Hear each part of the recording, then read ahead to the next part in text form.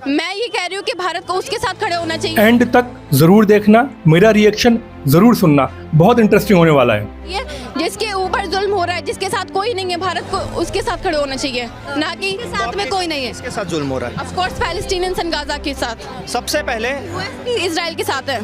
सुनने की हिम्मत रखते हो ना मैम, फैक्ट पे बात करेंगे, ठीक है। मैडम ने बोला कि फलस्तीन के साथ जुल्म हो रहा है। मैडम जी से पूछना चाहूंगा, सबसे पहले 7 अक्टूबर को जब इजराइल में एक फेस्टिवल चल रहा था, तो सबसे पहले अटैक किसने किया था रॉकेट्स डाल के? मैं फैक्ट्स में जनरली एक बात कर रही हूँ, क्योंकि फैक्ट्स को लेके ना अभी मैं लंबी चौड़ी लिस्ट बनाने बैठूंगी ना। तो या फिलिस्तीन के साथ हो? सबसे पहला क्वेश्चन। मैं ह्यूमैनिटी के साथ हूँ। अच्छा। और अपने साथ आपके लिए सबसे पहले आपकी कंट्री आएगी, आपके लिए सबसे पहले भारत में ह्यूमैनिटी है कि नहीं है, ये बताइए, है कि नहीं है? लेकिन अगर भारत और फिलिस्तीन में से चूज करने की बारी आएगी तो आप किसको मत कीजिए। भारत और फिलिस्तीन में से चूज करने की सिंपल सा आपसे क्वेश्चन पूछा है, किसके साथ हूँ मैं? If no but are you with India और with Palestine? Course India. India ना, तो अब मैं इनका जवाब दे दूं। इन्होंने बोला कि फिलिस्तीन में बहुत दुख है, ईरान में बहुत दुख है, इजराइल वॉर क्राइम कर रहा है। आपको पता है जब भारत का ऑपरेशन सिंदूर चल रहा था पहलगाम अटैक के बाद, नाम सुना होगा ऑपरेशन सिंदूर? बिल्कुल सुना है। उसमें पाकिस्तान जो मिसाइल दाग रहा था ना भारत पे, उसका नाम था फतेह मिसाइल। और फतेह मिसाइल आती कहां से? उसका मैन्युफैक्चरर है ईरान। तो एक तरफ ईरान मिसाइल दे रहा है पाकिस्तान को कि हमारे भारत पे मारो, सुनते रहना मैम। और दूसरी तरफ जो भारत यूज कर रहा था ना, जिसमें आता है स्पाइस बॉम्ब, जिसमें आता है हरूप ड्रोन, जिसमें आता है MR-SAM मिसाइल है, जिसमें आता है बराक 8 मिसाइल, जिससे हम अपने भारत को डिफेंड कर रहे थे, वो हमें दिया था इजराइल ने। तो अब पत्रकार महोदय आप और ये मोहतरमा ये मुझे बता दें कि हम किसका समर्थन करें? उस इजराइल का जिसने हमारे भारत को डिफेंड करने में हमारी पूरी मदद करी है, चाहे वो 1971 वॉर हो, चाहे 1999 वॉर हो। इजराइल एकमात्र ऐसा देश है जो खुल के बोलता है कि जो POK है वो भारत का हिस्सा है।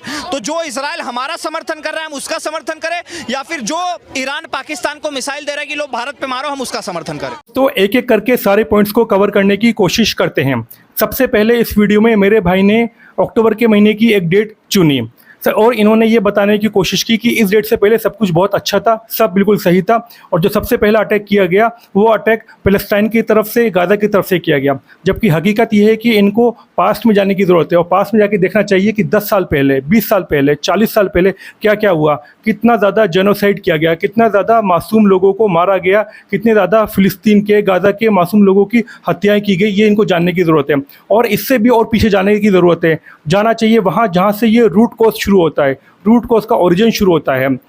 इनको ये पता होना चाहिए कि सेकेंड वर्ल्ड वॉर से पहले इजराइल जैसी कोई कंट्री दुनिया के नक्शे में थी ही नहीं, ये तो बाद में बनाई गई है।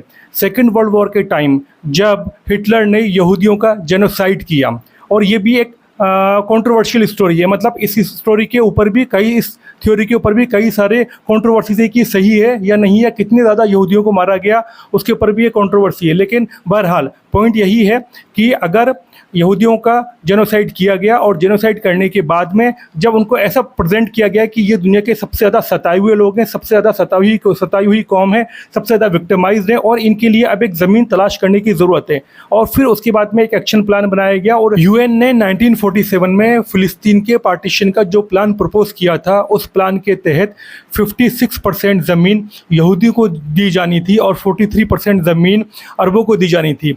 तो अरब कंट्रीज़ ने उस प्लान को रिजेक्ट कर दिया। उसके बाद 1948 के अंदर एक वॉर होता है और उस वॉर के रिजल्ट में इजराइल ने 78% ज़मीन पर कब्ज़ा कर लिया, यानी कि UN का जो प्रपोज प्लान था 56% का, उससे कहीं ज़्यादा ज़मीन पर इजराइल ने कब्ज़ा कर लिया। और उसके बाद से लेकर के अब तक इजराइल लगातार कब्ज़ा करता चला जा रहा है, अपने एरिया को बढ़ाता चला जा रहा है, और वो फिलिस्तीन और गाजा के लोगों को मार करके वहाँ से हटाना चाहता है।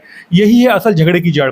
असल मुद्दा जो है लड़ाई का वो यही है कि ज़मीन ओरिजिनली थी किसकी, कितने % पर बात एग्री हुई थी, या एग्री मैं नहीं कहूँ तो भी मतलब कितने % का इनिशियल प्रपोजल था, और उसके बाद में कितनी % ज़मीन अब तक ले ली गई, और किस तरह से लोगों को मार करके उनकी ज़मीन पे कब्जा करने की कोशिश जा रही है। ये असल झगड़े की जड़ है जो कि मेरे इन भाई को पता नहीं है। फिर जब इस बहन ने फैक्ट्स पे बात करते हैं, इस बात के ऊपर ये कहा कि मैं भी बहुत सारी तारीखों की एक हिस्ट्री लेकर के आ सकती हूँ, तो इन दोनों ने, यानी कि जो पत्रकार जो मोहतरमा हैं उन्होंने और मेरे इस भाई ने, इन दोनों ने फटाफट से मुद्दे को बदल दिया और ये बात ये बोलने लग गए कि आप किसके साथ हैं। अब सबसे पहले बात तो आप ये सोचिए कि कितना इलॉजिकल क्वेश्चन है ये। क्या भारत और फिलिस्तीन के बीच में कोई जंग चल रही है? नहीं चल रही, तो फिर इस क्वेश्चन की ज़रूरत ही क्या है कि आप किसके साथ है, भारत के साथ या फ़िलिस्तीन के साथ। तो बेसिकली ये क्वेश्चन ही इनवैलिड है और इनवैलिड क्वेश्चन का कभी कोई जवाब नहीं होता है। इन दोनों को ही चाहिए कि थोड़ा सा ये दानिशमंदी का इस्तेमाल करें, थोड़ा सा विजडम का इस्तेमाल करें, लॉजिक का इस्तेमाल करें और सोचें कि हम क्या क्वेश्चन पूछ रहे हैं। वो लड़का जो है, वो मेरा भाई जो है, वो तो है ही है, उसके अलावा जो पत्रकार महोदय हैं, जो मोहतरमा है, वो भी बिना सोचे समझे एक इलॉजिकल क्वेश्चन पूछ रही हैं। ये एक इनवैलिड क्वेश्चन है जिसका कोई जवाब ही नहीं है। इस वीडियो में मेरे भाई ने यहाँ पर इंपोर्ट्स की बात की कि इजराइल से हम लोगों ने वेपन्स इंपोर्ट किए हैं। सबसे पहली बात तो ये है कि आज़ादी से लेकर के अब तक हमारे देश ने जितने भी वेपन्स इंपोर्ट किए उसमें सबसे ज़्यादा इंपोर्ट्स हम लोग हमेशा रशिया से करते आए हैं। नंबर 2 पर हम लोग फ्रांस से करते आए हैं। लेकिन ये रशिया और फ्रांस को हटा करके अचानक से इजराइल को बीच में लेकर के आ गए। चलो कोई बात नहीं, आप लेकर के आ गए तो अच्छी बात है, आप लेकर के आ गए। लेकिन दोस्तों असल बात यह है कि जो वेपन्स इंपोर्ट किए जाते हैं इसके लिए कीमत चुकाई जाती है और वेपन्स खरीदना और बेचना ये एक बिजनेस होता है। एक कंट्री खरीदती है और दूसरी कंट्री बेचती है और इसके लिए कीमत चुकाई जाती है। अगर इजराइल से हमारे देश ने कुछ वेपन्स परचेस किए भी हैं तो उसके लिए कीमत चुकाई गई है। इजराइल ने कोई चीज़ खैरात में नहीं बांटी, इजराइल ने कोई चीज़ मुफ्त में नहीं बांटी। इजराइल ने ये नहीं कहा कि लो जाओ मेरे वेपन्स ले लो, हम तुम्हारी मदद करते हैं। ऐसे कोई फ्री में किसी की कोई मदद नहीं करता है। तो यहाँ पर ये दिखाने की ज़रूरत नहीं है कि जाओ जा करके इजराइल को सपोर्ट करो क्योंकि उससे हमने वेपन्स लिए हैं। भैया हमने खरीदे हैं, उसने कोई चीज़ मुफ्त में नहीं बांटी है। और सबसे बड़ी बात ये समझो कि जो भी चीज़ खरीदी जाती है उसकी जो कीमत चुकाती है, असल में वो कीमत कौन चुका रहा है? वो कीमत आप चुकाते हो, हम चुकाते हैं, मैं चुकाता हूँ। क्योंकि सरकार के पास पैसा कहाँ से आता है? हम लोग जो सरकार को टैक्स देते हैं, हम जो सरकार को डायरेक्ट टैक्स यानी कि इनकम टैक्स देते हैं और जो इनडायरेक्ट टैक्स यानी कि जो हम लोग सरकार को जीएसटी देते हैं, उससे सरकार के पास पैसा आता है। सरकार उस पैसे को अलग अलग प्रोग्राम में खर्च करती है। कहीं वो जनता के वेलफेयर के लिए खर्च करती है तो कहीं वो कंट्री के प्रोटेक्शन के लिए खर्च करती है। और हमारे खून पसीने की कमाई, हमारी मेहनत की कमाई से जो टैक्स जनरेट होता है उससे वेपन्स परचेज किए जाते हैं। कोई मुफ्त में किसी को कोई खैरात नहीं बांट रहा है जो हम जाकर के इजराइल का सपोर्ट करने लग जाए कि उसने हमको वेपन्स दे दिए। एक बात और कहूँगा, भाई ने यहाँ पर एक फॉल्स नैरेटिव क्रिएट करने की कोशिश की। जब एक कंट्री दूसरे कंट्री से कुछ खरीदती है तो कोई किसी को ये बोल के नहीं देता है कि भाई मैं तेरे को ड्रोन ले जाकर के उसके ऊपर फोड़ दे। ऐसा नहीं होता है। खरीदने वाला खरीदता है, अपने हिसाब से इस्तेमाल करता है। ये एक फोर्स नैरेटिव क्रिएट करने की कोशिश मत करो कि ईरान ने अगर पाकिस्तान को कुछ दिया तो बोला ले जा भाई, ले जा करके इंडिया के ऊपर फोड़ दे। ऐसा नहीं होता है। सब लोग अपने अपने हिसाब से काम करते हैं। ये एक बिल्कुल फोर्स नैरेटिव है कि पर्पजली किसी ने किसी को कुछ दिया कि तू जाओ ले जा करके उसके खिलाफ काम कर दे। इससे हमें इन फोर्स नैरेटिव से हमेशा हमें बचना चाहिए। भाइयों बहनों, उम्मीद करता हूँ कि आपको ये वीडियो पसंद आई होगी। अगर पसंद आई है तो इसको ज़्यादा से ज़्यादा शेयर कीजिए, लाइक कीजिए। अगर आप हमारे चैनल पर नए हैं तो लाजमी हमारे चैनल को सब्सक्राइब कर लो। साथ ही साथ बेल आइकन को हिट कर दो जिससे कि हमारे हर अगले नई वीडियो की इन्फॉर्मेशन, उसका नोटिफिकेशन आपको मिल जाए। बहुत जल्द मुलाकात करेंगे एक नई वीडियो में। जय हिंद।